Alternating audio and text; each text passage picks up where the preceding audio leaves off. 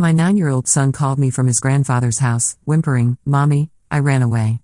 Something happened. I rushed over to find him shivering with a long gash on his forehead.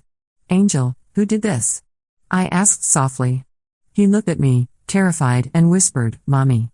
It was Daddy. He said you would abandon me if I told you that." I immediately called the police when I saw his back. My name is Sarah Martinez, and I never thought I'd be writing this story. But after everything that's happened, I need people to understand that sometimes the justice system isn't enough. Sometimes, you have to take matters into your own hands. It started on a Tuesday evening in March. I was finishing up my shift at the hospital where I work as a pediatric nurse when my phone rang. The caller ID showed my ex-father-in-law's number, which was strange because Harold never called me directly. We'd maintained a civil relationship since my divorce from his son Marcus 2 years ago, but we weren't exactly close. "Hello?" I answered, already feeling something was wrong. "Mommy?" The voice was small, shaky, and unmistakably my son Angel's. My heart stopped. "Angel? Baby, why are you calling from Grandpa Harold's phone? Where's Daddy?" "Mommy, I ran away. Something happened." His voice broke into sobs, and I could hear him trying to muffle the sound. I was already grabbing my keys, racing toward the parking garage. "Stay right there, sweetheart. I'm coming to get you right now. Don't move, okay?" The drive to Harold's house normally took 20 minutes. I made it in 12, running 3 red lights and praying no cops were around. My mind was racing with possibilities, none of them good. Marcus had been acting strange lately during our custody exchanges, more aggressive than usual, but I'd attributed it to stress from his new job. When I pulled into Harold's driveway, I saw my 9-year-old son sitting on the porch steps, his small frame hunched over. Even from a distance, I could see something was terribly wrong. As I got closer, my breath caught in my throat. There was a long, angry gash across his forehead, still bleeding slightly, and his clothes were torn and dirty. "Angel." I rushed to him, dropping to my knees and pulling him into my arms. He was shivering despite the mild spring evening. "Angel, who did this to you?" He looked up at me with those big brown eyes that had always been so full of life and mischief, but now they were filled with terror. "Mommy. It was Daddy. He said you would abandon me if I told you that." The words hit me like a physical blow. Marcus had hurt our son.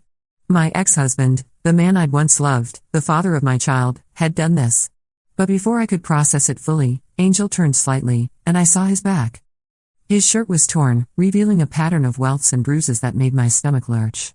Some were fresh, angry and red. Others were older, yellowing at the edges. This wasn't a one-time incident. This had been going on for a while. I immediately called 911, my hands shaking as I dialed. "I need police and an ambulance. My 9-year-old son has been physically abused by his father." The next few hours were a blur of police reports, hospital visits, and Child Protective Services interviews. Angel was brave through it all, though I could see him struggling with the conflicting emotions of fear, loyalty to his father, and relief that the secret was finally out. Detective Rebecca Thompson, a woman in her 40s with kind eyes and a no-nonsense attitude, took our statement. "Sarah, I want you to know we're going to do everything we can to protect Angel and bring Marcus to justice. But I need you to be prepared for the possibility that he might not serve as much time as you'd hope. First-time offense, good lawyer, claims of stress and anger management issues." I nodded, but inside, I was already planning. I'd seen too many cases like this in my work at the hospital. I knew how the system worked, how it often failed children. But I also knew that Marcus had made the biggest mistake of his life when he laid a hand on my son. Marcus was arrested that night at his apartment. Harold, his father, was devastated. He called me the next morning, crying. "Sarah, I had no idea. If I'd known Marcus was, I would have never let Angel stay over. I was at my poker game, and when I came home, Angel was already there, sitting on my porch. He said Marcus had dropped him off, but he seemed so upset. I should have known something was wrong.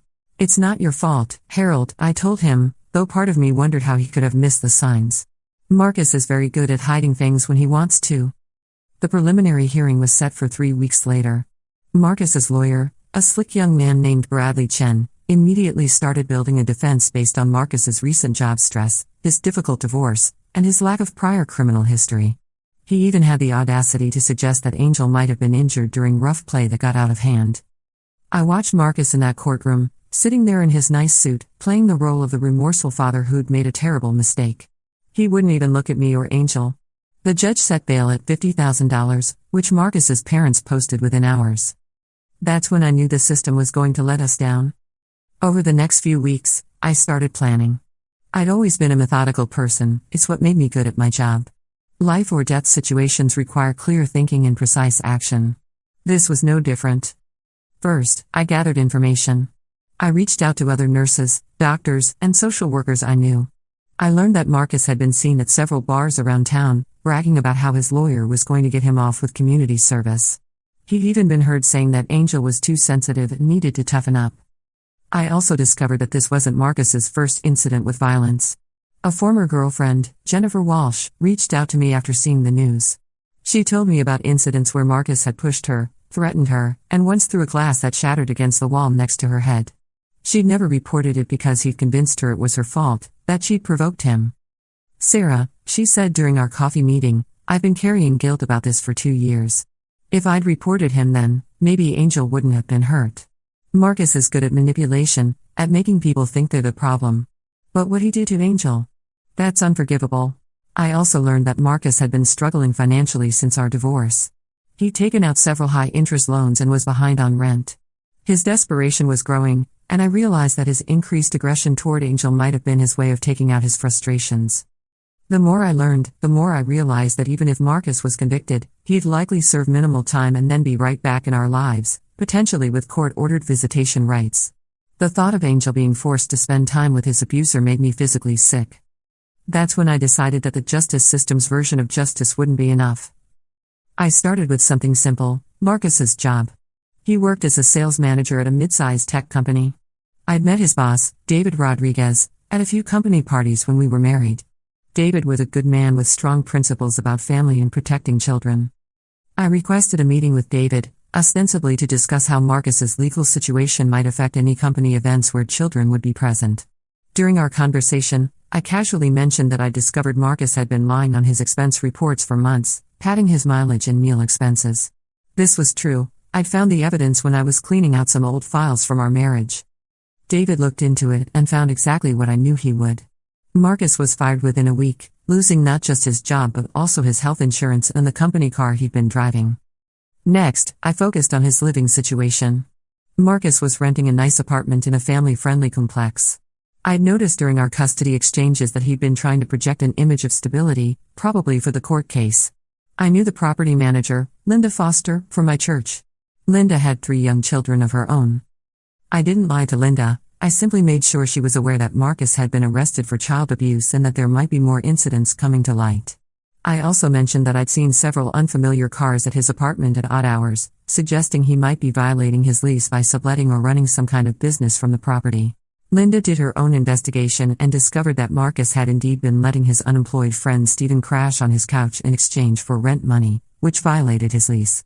Combined with the child abuse charges, it was enough for Linda to begin eviction proceedings. But I wasn't done. Marcus had always been proud of his reputation in our small town. He coached youth soccer, volunteered at the community center, and had cultivated an image as a fun, involved father.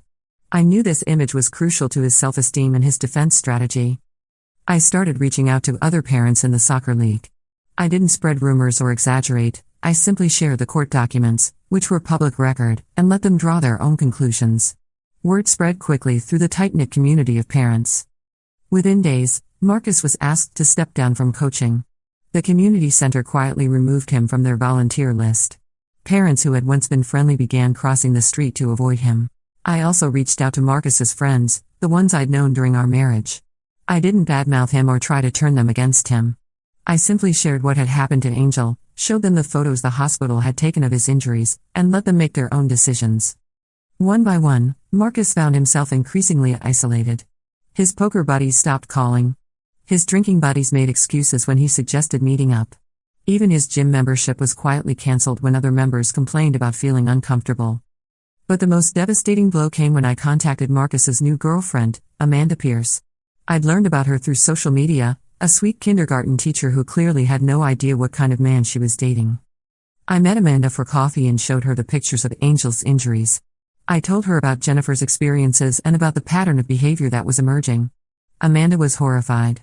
She thanked me for telling her and ended things with Marcus that same day. Later, I learned that Amanda had also reported their conversation to her school district, as she was mandated to report suspected child abuse.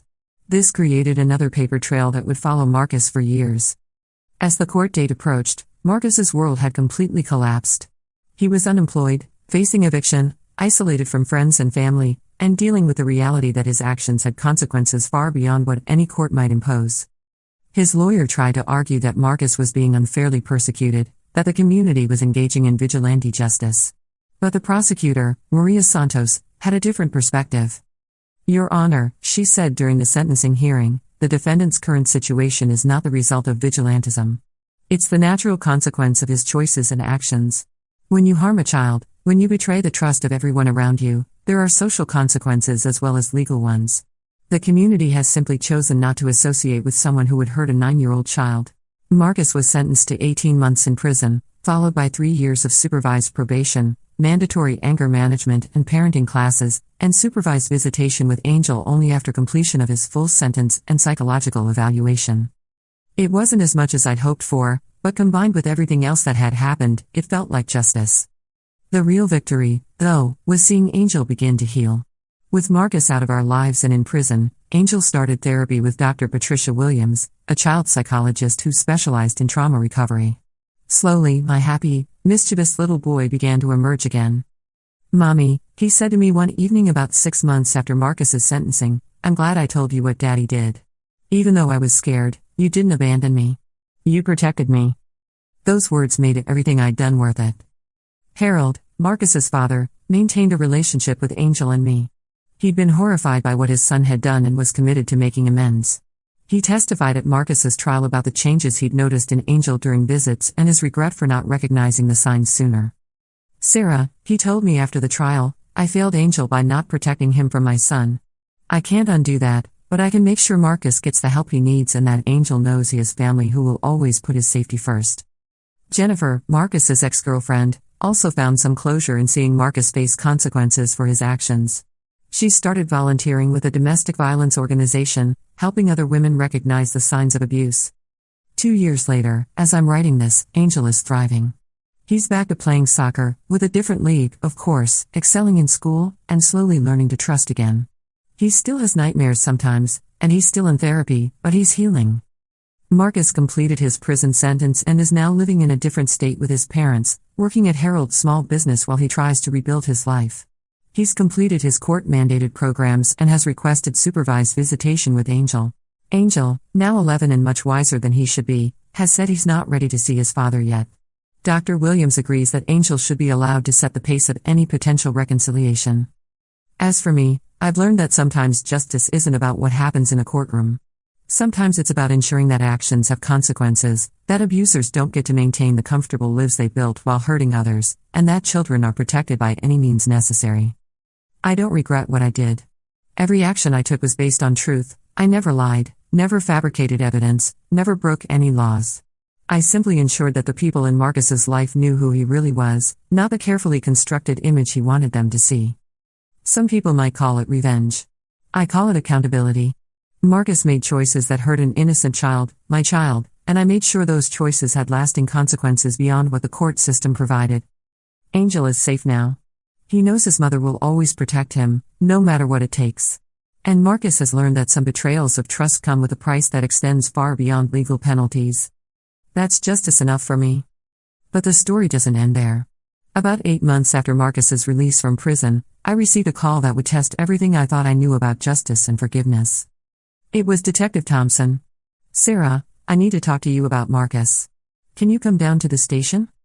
My heart raced as I arranged for my neighbor, Mrs. Chen, to watch Angel after school. Had Marcus violated his probation? Was Angel in danger again? When I arrived at the police station, Detective Thompson's expression was grave. "Sarah, Marcus was attacked last night. He's in the hospital with serious injuries." I felt a complex mix of emotions, concern, confusion, and if I'm being honest, a small part of me that felt he was getting what he deserved. What happened? He was jumped by 3 men outside his apartment complex. They knew exactly who he was and what he'd done. Someone had been spreading information about his past, posting flyers around his new neighborhood with details about the child abuse case. My stomach dropped. "Are you saying I had something to do with this?" No, Detective Thompson said quickly. We've investigated thoroughly. This wasn't connected to you or anyone in our town. But Sarah, there's something else. One of the men who attacked Marcus is the father of a child Marcus coached years ago, before your divorce. Apparently, after Marcus's arrest made the news, several parents came forward with concerns about inappropriate behavior they'd witnessed but never reported. I sat down heavily. What kind of behavior? Nothing that would have resulted in charges, but enough to make parents uncomfortable. Extended physical contact during coaching, inappropriate comments about the children's bodies, invitations to his home for extra training. Marcus was never alone with these children, so nothing prosecutable happened, but the pattern was concerning. Detective Thompson continued, the father who organized the attack, Robert Kim, believed Marcus had groomed his daughter. His rage had been building for months after he learned about Angel's abuse case. He felt guilty for not speaking up about his concerns earlier. I processed this information slowly. The web of consequences from Marcus's actions was spreading further than I'd ever imagined. There's more, Sarah. Marcus wants to see you. I almost laughed at the absurdity. Absolutely not. He's asking specifically to apologize to you and Angel. The attack seems to have been a wake-up call for him. His therapist thinks it might be part of his genuine rehabilitation process, but of course, the decision is entirely yours. I drove home that evening with my mind spinning.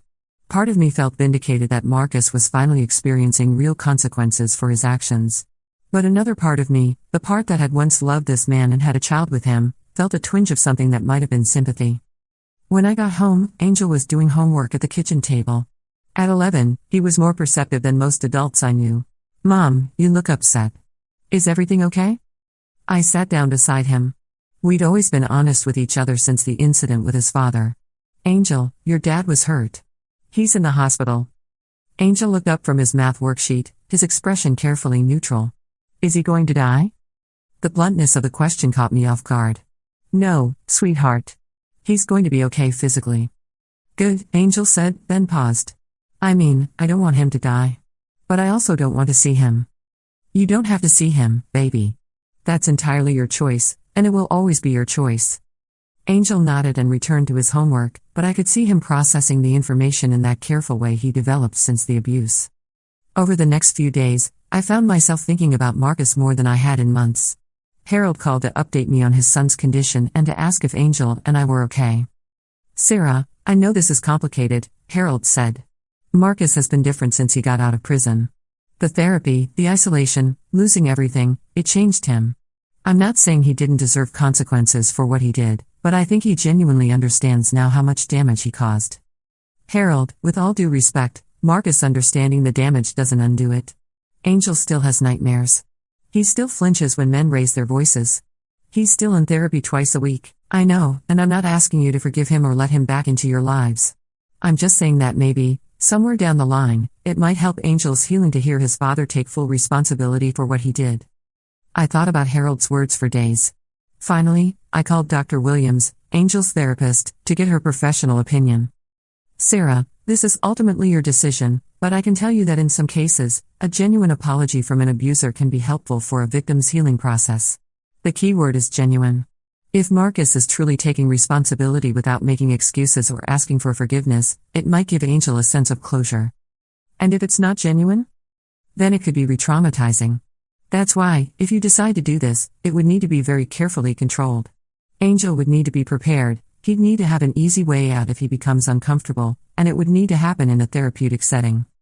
I spent another week thinking about it before I made my decision. I called Detective Thompson and told her I would visit Marcus, alone, to evaluate whether he was genuinely remorseful or simply manipulating the situation. The hospital room was stark and sterile. Marcus looked smaller than I remembered, diminished somehow. His face was bruised, one arm was in a cast, and he moved carefully, suggesting injuries I couldn't see. When he saw me, his eyes filled with tears. Sarah, thank you for coming. I didn't think you would. I sat in the chair across from his bed, maintaining distance. I'm not here for you, Marcus. I'm here to determine whether you've actually changed or if this is another one of your performances. He nodded, accepting the harshness of my words. I deserve that. I deserve everything that's happened to me and more. Sarah, I know you probably won't believe me, but I need you to know that I remember everything I did to Angel. I remember every time I hit him, every threat I made, every moment I saw fear in his eyes. And I remember enjoying the power it gave me. I felt sick hearing him admit this, but also surprised by his honesty. The therapy in prison was mandatory, so at first I just went through the motions. I told them what they wanted to hear. But after about 6 months, something shifted. I started seeing Angel's face in my dreams, started really understanding what I'd stolen from him. His innocence, his trust, his sense of safety in the world. Marcus's voice broke. I know I can't undo what I did. I know saying sorry is meaningless after what I put him through. But I need you to know that I understand now. I understand that I'm the monster in my son's nightmares. I studied his face, looking for signs of manipulation or self-pity. Instead, I saw something I'd never seen before, genuine shame and recognition of the harm he'd caused.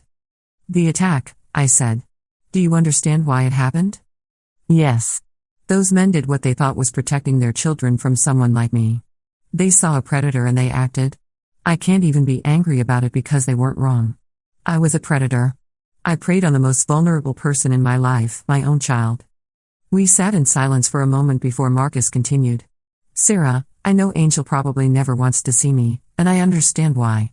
But if someday, when he's older, if he ever wants to hear me take responsibility for what I did, I'll be ready. Not to ask for forgiveness, I don't deserve that, but to make sure he knows that what happened was my fault, not his. I left the hospital feeling emotionally drained but also strangely relieved. For the first time since our divorce, Marcus had been completely honest with me.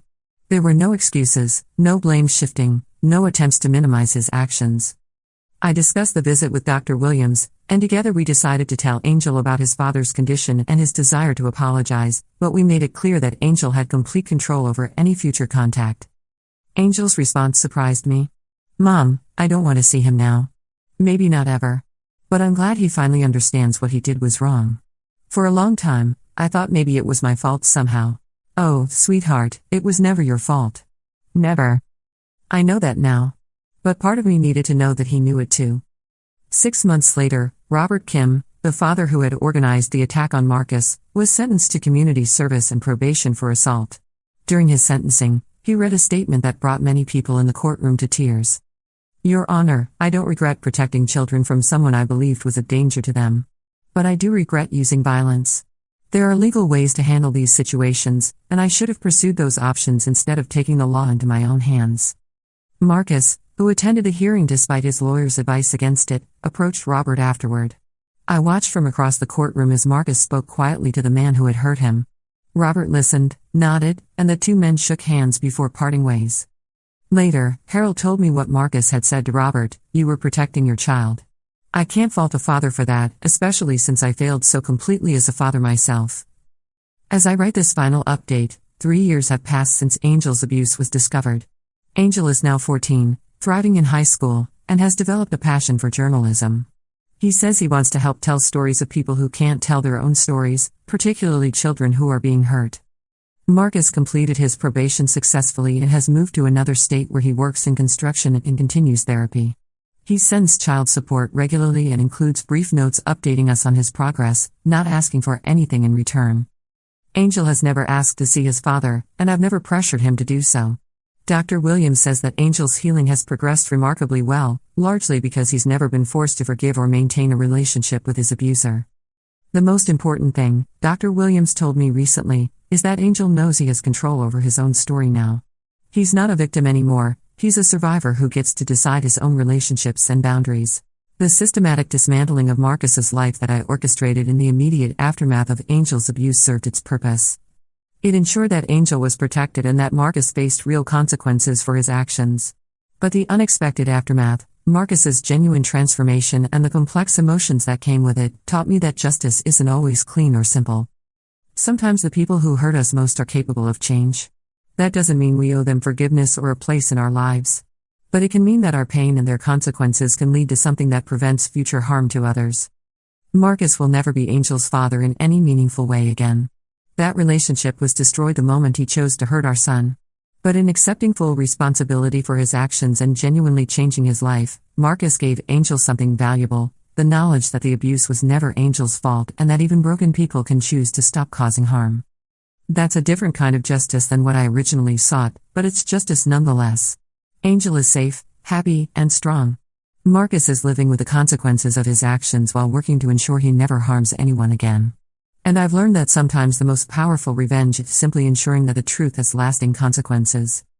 Our story isn't over, but this chapter is. And for the first time in years, I'm genuinely at peace with how it ended.